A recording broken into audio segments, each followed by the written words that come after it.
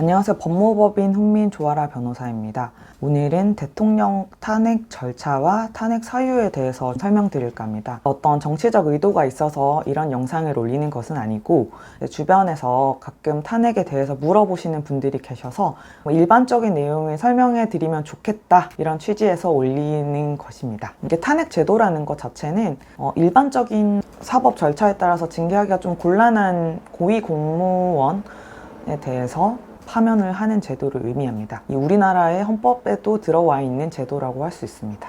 정부에 대한 통제 제도라고 할 수 있겠죠. 우리나라의 경우에는 탄핵 소추는 국회의 권한으로 두고 있고 탄핵 심판은 헌법재판소의 권한으로 두고 있습니다. 소추라는 것은 탄핵을 심판해달라 청구를 하는 것이라고 보시면 되고 탄핵 심판은 탄핵 사유에 해당하는지 판단하는 절차라고 보시면 됩니다. 탄핵 대상은 이제 헌법에 나와 있는데요. 대통령, 국무총리, 법관 등등등 정해져 있습니다.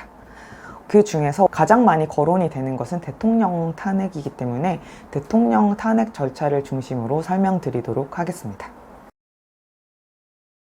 이 탄핵 소추를 하기 위해서는 국회의 의결이 있어야 됩니다. 그 의결을 하기 위해서 탄핵 소추를 발의를 하는 절차가 있게 됩니다. 이걸 탄핵 소추 발의라고 합니다. 그래서 이 탄핵 소추를 의결하기 위해서 발의는 국회 제적의원의 2분의 1 이상의 발의가 있어야 됩니다. 제적의원이라는 것은 출석의원이 아니고 총 국회의원 수의 2분의 1이라는 점을 알아두시면 됩니다. 국회 제적의원 2분의 1 이상이 발의를 하게 되면 탄핵 소추를 할지 말지 본회의에서 의결을 하게 됩니다. 이때 의결 정족수는 제적의원의 3분의 2 이상의 찬석입니다. 탄핵 소추 여부를 무기명 투표로 진행을 하게 됩니다. 그래서 이 3분의 2 이상이 찬성을 해서 탄핵 소추안이 의결이 됐다. 이렇게 되면 탄핵 심판 청구를 하게 됩니다. 국회의장이 지체 없이 소추 의결서 정본을 소추위원이 법제사법위원장한테 송부를 하고 이 법제사법위원장이 헌법재판소에 소추 의견서 정본을 제출하게 됩니다. 이때 심판 청구가 이루어지게 되는 것입니다. 의결이 돼서 심판 청구가 되면 그 대통령은 권한 행사가 정지됩니다. 소추 의결서가 본인에게 송달된 때부터 바로 권한 행사가 정지됩니다. 그리고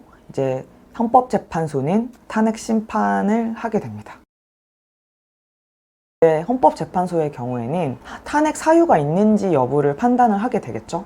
그럼 탄핵 사유는 무엇인가? 무조건 탄핵이 될까요? 그렇진 않습니다. 이 탄핵 사유는 헌법이나 법률을 위반한 때입니다. 단순한 부도덕, 정치적 무능력, 정책 결정상 잘못 이런 것들은 탄핵 사유가 될 수는 없습니다. 그리고 이 탄핵 사유라는 거는 모든 법 위반을 말하는 것은 아닙니다. 예를 들면 도로교통법을 위반했다거나 과실로 인해서 물건을 깨뜨렸다거나 이런 것도 다 법 위반에 해당할 수 있는데 이런 걸 다 탄핵 사유로 삼을 수는 없습니다. 모든 법 위반이 탄핵 사유가 되는 건 아니고 이 공직자의 파면을 정당화할 정도로 중대한 법 위반의 경우일 때 탄핵 사유가 됩니다. 특히 이 대통령의 경우에는 국민의 선거에 의해서 부여받은 직접적 민주적 정당성이 있습니다. 그리고 직무수행의 계속성 유지를 위한 공익도 있게 됩니다. 그래서 함부로 파면을 할 수는 없습니다. 파면 결정을 정당화하는 사유 또한 그 공익을 상쇄할 정도로 중대한 것이어야 된다는 겁니다. 그래서 이 헌법재판소의 경우에는 대통령의 탄핵 사유에 대해서 대통령의 직을 유지하는 것이 헌법 수호의 관점에서 정당화될 수 없거나 대통령이 국민의 신임을 배신해서 국정을 담당할 자격이 없는 정도여야 한다고 보고 있습니다.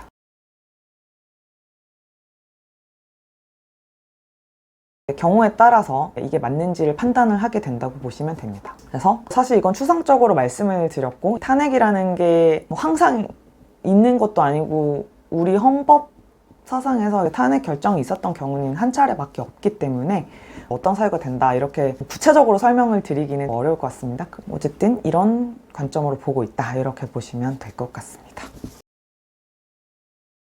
헌법재판소 재판관 6인 이상의 찬성으로 탄핵 결정을 하게 됩니다. 참고로 헌법재판소 헌법재판관은 총 9인입니다. 청구의 이유가 있다 이런 경우에는 파면하는 탄핵 결정을 하게 되고 이유가 없을 때는 기각 결정을 하게 됩니다.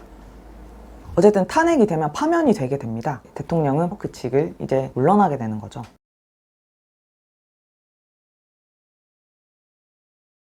이렇게 오늘은 대통령의 탄핵 절차와 탄핵 사유에 대해서 간단하게 설명을 한번 드려봤습니다. 좀 우리나라 국민이니까 헌법 제도에 대해서 한 가지씩 아는 것은 중요하다고 생각해서 가끔 헌법에 관한 내용도 조금 올려보도록 하겠습니다. 네, 유익한 정보였으면 좋겠고요. 이상입니다.